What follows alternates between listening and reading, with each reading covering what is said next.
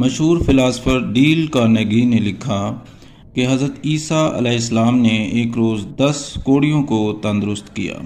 ان میں سے صرف ایک نے ان کا شکریہ ادا کیا۔ جب حضرت عیسیٰ علیہ السلام نے مڑ کر اپنے حواریوں سے پوچھا کہ باقی 9 آدمی کہاں ہیں، تو وہ سب جا چکے تھے بغیر شکریہ ادا کیے۔ یہی دنیا کا دستور ہے۔ احسان فراموشی انسان کی فطرت میں شامل ہے اور آپ اسے بدل نہیں سکتے۔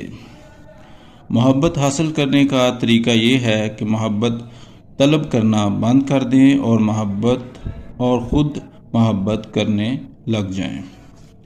اگر آپ کو خوشی کی تلاش ہے تو شکر گزاری اور ناشکر گزاری کی پرواہ نہ کریں، اور جو کچھ دینا ہو اپنی دلی مسرت اور راحت کی خاطر بخشش کے طور پر دیں۔